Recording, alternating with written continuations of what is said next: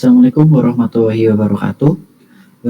Kami akan mempresentasikan tentang yaitu review algoritma shortest job first atau SJF dalam penjadwalan CPU. Anggota kelompok kami yaitu ada Budi Utomo, yang kedua yaitu ada Riki. Yang pertama yaitu pendahuluan.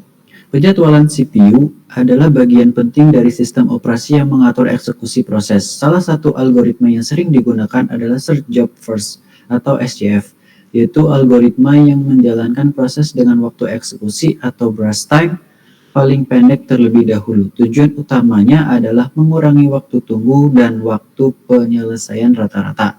Perhitungan dalam SJF meliputi yang pertama yaitu mulai eksekusi, ada waktu kedatangan ditambah waktu tunggu.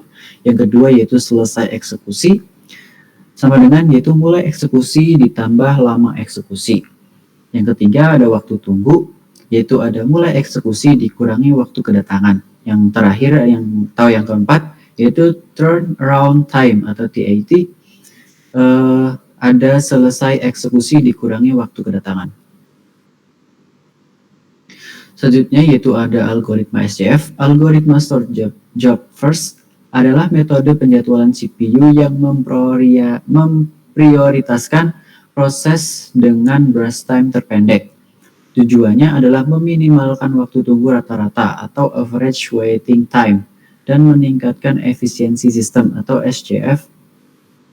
SJF terdiri dari dua jenis. Yang pertama yaitu non-preemptive, yaitu proses yang sedang berjalan tidak bisa diinterupsi. Yang kedua yaitu preemptive atau shortest remaining time first atau SRTF, yaitu proses baru dengan burst time lebih pendek dapat menggantikan proses yang sedang berjalan. Contohnya yaitu ada proses possession pertama yaitu waktu kedatangan 0.0, lama eksekusi yaitu 7. Yang kedua yaitu possession 2, waktu kedatangan yaitu 2.0, lama eksekusi yaitu ada 4, ada possession 3, waktu kedatangan yaitu ada 4.0, lama eksekusi yaitu ada 1, yang terakhir yaitu ada possession 4, waktu kedatangan yaitu 5.0, lama eksekusi yaitu 4. Yang pertama yaitu SJF non-preemptive. Pertama, langkah-langkah penjadwalan. CPU akan memilih proses dengan burst time terkecil dari proses yang sudah tiba dan belum selesai. Setelah proses berjalan, CPU tidak akan berpindah sampai proses selesai. Yang kedua yaitu penjadwalan. Pada waktu 0, hanya possession pertama yang tiba, yaitu jalankan possession pertama yaitu ada burst time sama dengan 7. Pada waktu 7, proses yang sudah tiba, possession 2 yaitu ada arrival time yang bernilai 2 dan burst time yang bernilai 4. Pada possession ketiga ada arrival time yaitu bernilai 4, burst time bernilai 1. Pada possession 4, arrival time bernilai 5, burst time-nya bernilai 4. Pilih proses dengan burst time terkecil, yaitu ada possession 3 dengan burst time bernilai 1. Setelah possession 3 selesai atau waktu ke-8, proses tersisa yaitu ada possession 2 dan possession 4.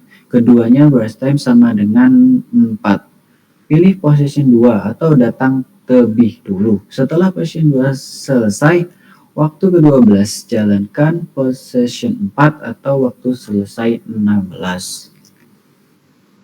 Ada grand chart waktu dan juga ada proses yang waktunya ada 0, 7, 8, 12, 16. Prosesnya yaitu ada possession 1 bernilai 0, possession 2 bernilai 7, possession 3 bernilai 8, possession 4 bernilai 12, dan waktu yang terakhir yaitu ada 16. Menghitung waktu tunggu dan turnaround time atau TAT. Waiting time sama dengan mulai eksekusi dikurangi waktu kedatangan, dan yang kedua yaitu TAT sama dengan selesai eksekusi dikurangi waktu kedatangan. Yang pertama yaitu ada proses possession 1, arrival time yaitu akan bernilai 0, burst time bernilai 7, mulai eksekusi bernilai 0, selesai eksekusi bernilai 7, turnaround time atau TAT sama dengan selesai dikurangin arrival time yaitu 7 dikurangin 0 akan bernilai 7, Dan waktu tunggu atau waiting time yaitu mulai dikurangin arrival time, yaitu 0 dikurangin 0, maka bernilai 0. Pada position 3, arrival time bernilai 4, rest time bernilai 1, mulai eksekusi bernilai 7, selesai eksekusi bernilai 8, turnaround time, maka 8 dikurangi 4, yaitu ada 4. Waktu tunggu yaitu ada 7 dikurangi 4 sama dengan 3. Pada proses possession 2, arrival time bernilai 2, rest time bernilai 4, mulai eksekusi bernilai 8, selesai eksekusi bernilai 12, turnaround time ada selesai dikurangi arrival time, maka 12 dikurangin 2 akan bernilai 10. Waktu tunggu yaitu mulai dikurangin arrival time, yaitu ada 8 dikurangin 2, maka nilainya bernilai 6. Pada possession 4, arrival time bernilai 5, rest time bernilai 4, mulai eksekusi bernilai 12, selesai eksekusi bernilai 16, turnaround time yaitu ada 16 dikurangin 5, maka akan bernilai 11. Waktu tunggu yaitu 12 dikurangin 5, maka akan bernilai 7. Yang kedua yaitu ada preemptive short atau short remaining time first atau SRTF. Yang pertama yaitu langkah-langkah. Jika proses baru tiba dengan rest time lebih kecil dari sisa waktu proses yang berjalan, maka proses sedang berjalan akan di-preempt atau ditunda. Selanjutnya yaitu CPU selalu menjalankan proses dengan sisa waktu terkecil. Yang kedua yaitu ada penjadwalan. Waktu 0, maka akan position 1 mulai dari rest time bernilai 7. Waktu 2 atau position 2 tiba rest time bernilai 4, position 1 masih berjalan dengan sisa 5, yaitu position 2 lebih pendek, prime position 1 jalankan position 2. Waktu 4, position 3 tiba, rest time bernilai 1, position 2 masih berjalan dengan sisa 2, position 3 lebih pendek, prime position 2 jalankan position 3. Waktu kelima yaitu ada position 4 tiba, rest time sama dengan 4, position 3 selesai, jalankan position 2 kembali, yaitu maka bernilai sisa 2. Pada waktu 7, position 2 atau selesai, jalankan position 4, rest time sama dengan 4. Waktu 11, position 4 selesai, jalankan position pertama dan sisanya 5. Gantt chart ada waktu yaitu 0 sampai 2, 2 sampai 4, 4 sampai 5, 5 sampai 7, 7 sampai 11, dan 11 sampai 16. Prosesnya yaitu ada position 1, position 2, position 3, position 2, position 4, dan position 1. Proses position 1 waktunya yaitu 0 sampai 2, position 2 waktunya yaitu 2 sampai 4, position 3 waktunya yaitu 4 sampai 5, position 2 yaitu 5 sampai 7, position 4 7 sampai 11, position pertama 11 sampai 16. Selanjutnya yaitu pada proses position pertama arrival time bernilai 0, rest time bernilai 7, waktu selesai bernilai 16, waktu penyelesaian turnaround time atau TAT, waktu selesai dikurangin arrival time, maka 16 dikurangi 0 bernilai 16. Waktu tunggu atau waiting time, maka rumusnya yaitu TAT dikurangin rest time, maka 16 dikurangin 7 sama dengan 9. Position 2, arrival time bernilai 2, rest time bernilai 4, waktu selesai bernilai 7. Waktu penyelesaian yaitu 7 dikurangin 2, maka bernilai 5. Waktu tunggu, maka 5 dikurangi 4, dan hasilnya yaitu 1. Position 3, arrival time bernilai 4, rest time bernilai 1, waktu selesai bernilai 5. Waktu penyelesaian yaitu 5 dikurangi 4, maka akan bernilai 1. Waktu tunggu, 1 dikurangi 1, maka akan bernilai 0. Position 4, arrival time 5, rest time 4, waktu selesai 11. Waktu penyelesaian yaitu 11 dikurangi 5, maka akan bernilai 6. Waktu tunggu yaitu 6 dikurangi 4 akan menghasilkan nilai 2. Selanjutnya akan dilanjutkan oleh Ricky. Lalu di sini untuk keunggulan algoritma shortest job first atau IJF yaitu Satu, meminimalkan waktu penyelesaian rata-rata atau turnaround time. SCF mampu menurunkan rata-rata waktu yang dibutuhkan proses untuk selesai dari waktu kedatangannya. Hal ini meningkatkan efisiensi pemrosesan secara keseluruhan.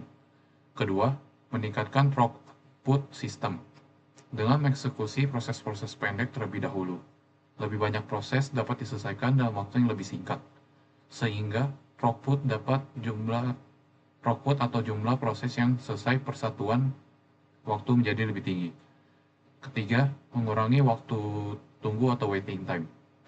Karena proses dengan waktu eksekusi singkat dijalankan lebih dulu, proses-proses tersebut tidak perlu menunggu lama untuk dieksekusi sehingga mengurangi waktu tunggu secara keseluruhan. Next. Keempat, lebih efisien dibanding FCFS dan round robin. Berdasarkan penelitian Kumar et al. Tahun 2020, SCF terbukti lebih efisien dalam hal average turnaround time dibandingkan algoritma first come, first serve, and round robin atau RR. 5. Sangat efektif untuk beban kerja yang seragam. Menurut Chang et al. Pada tahun 2021, SCF sangat cocok digunakan di sistem yang memiliki proses dengan waktu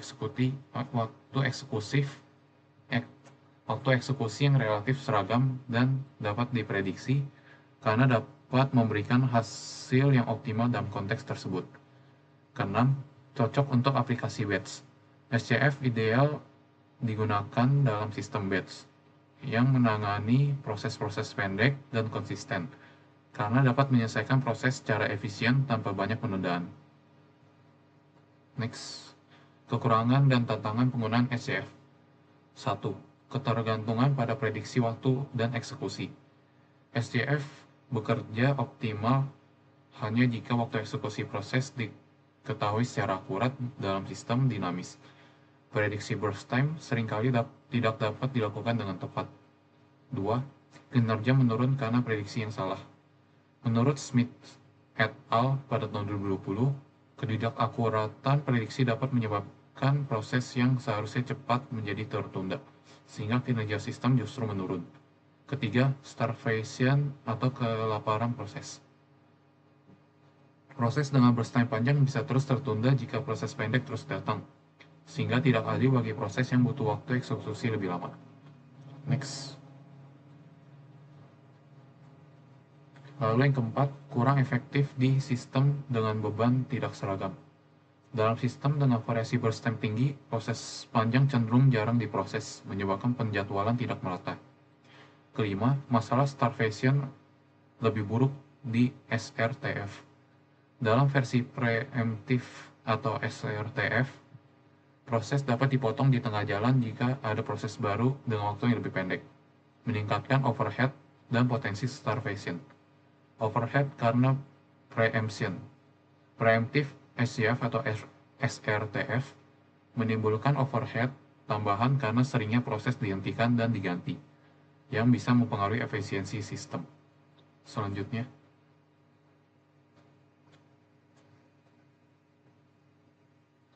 perbandingan dengan algoritma lain. 1. Perbandingan dengan round robin. Berdasarkan penelitian oleh Gao et al. Pada tahun 2020, SCF memiliki kinerja yang lebih baik dalam hal waktu penyelesaian rata-rata dan waktu tunggu rata-rata dibandingkan dengan round robin. Namun, algoritma round robin lebih unggul dalam hal keadilan karena memberikan kesempatan yang sama bagi semua proses untuk dieksekusi secara bergilir tanpa ada yang terlalu lama menunggu. Kedua, perbandingan dengan priority scheduling. Priority scheduling ini memberikan prioritas kepada proses tertentu untuk dijalankan terlebih dahulu dan dapat mengatasi masalah starvation. Dengan memprioritaskan proses yang lebih penting, meskipun lebih kompleks, algoritma ini memiliki keuntungan dalam hal penanganan prioritas proses dan menghindari kelaparan proses. Next. Ketiga, algoritma FCFS menjalankan proses berdasarkan urutan kedatangan tanpa memperhatikan durasi, sehingga proses lama bisa membuat proses lain menunggu lama. Sebaliknya, SCF memilih proses dengan waktu eksekusi terpendek terlebih dahulu, sehingga rata-rata waktu tunggu lebih kecil dan sistem lebih efisien. Namun SCF beresiko menyebabkan starvation bagi proses panjang. Sementara FCFS lebih adil karena melayani semua proses sesuai urutan kedatangan. FCFS lebih sederhana dan mudah diimplementasikan, sedangkan SCF membutuhkan estimasi waktu proses untuk bekerja optimal. Keempat, SCF dalam lingkungan yang dapat memprediksi waktu eksekusi, SCF tetap unggul dalam waktu penyelesaian rata-rata, dan throughput dalam lingkungan yang dapat memprediksi waktu eksekusi proses secara akurat. Jika waktu eksekusi dapat diperkirakan dengan tepat, SCF memberikan kinerja yang optimal karena proses yang lebih pendek dieksekusi terlebih dahulu, mengurangi waktu tunggu, dan meningkatkan efisiensi sistem. Perbandingan dengan algoritma lain. Dari aspek waiting time, SCF paling rendah. Lalu round robin tergantung kuantum, FCFS relatif tinggi, priority scheduling-nya itu bervariasi, bisa lama untuk prioritas rendah. Throughput-nya itu SCF itu tinggi, terus round robin itu sedang, FCFS sedang, priority scheduling-nya itu bervariasi, prioritas tinggi lebih cepat. Kalau starvation-nya itu SCF bisa terjadi, round robin tidak terjadi, dan FCFS tidak terjadi. Priority scheduling itu bisa terjadi untuk prioritas rendah. Untuk kompleksitasnya itu SCF itu sedang, round robin sedang, FCFS itu rendah. Priority scheduling itu sedang hingga tinggi. Jadi kesimpulannya itu shortest job first atau SJF ini ada algoritma penjadwalan yang sangat efisien dalam hal pengurangan waktu penyelesaian rata-rata. Namun, penerapannya memiliki tantangan yang signifikan. Ketergantungan pada prediksi waktu eksekusi dan masalah starvation adalah dua isu utama yang perlu diatasi dalam penerapannya. Oleh karena itu, meskipun SJF sangat ideal untuk sistem dengan beban kerja yang dapat diprediksi dan proses yang relatif pendek, dalam sistem yang dinamis atau membutuhkan keadilan tinggi, algoritma lain seperti round robin atau priority scheduling mungkin lebih cocok. Untuk meningkatkan penerapan SJF, penelitian lebih lanjut diperlukan untuk mengatasi masalah prediksi dan starvation, serta untuk menciptakan solusi yang dapat mengakomodasi beban kerja yang lebih heterogen.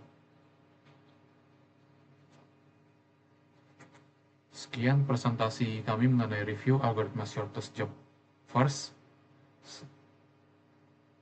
Sekian dan terima kasih.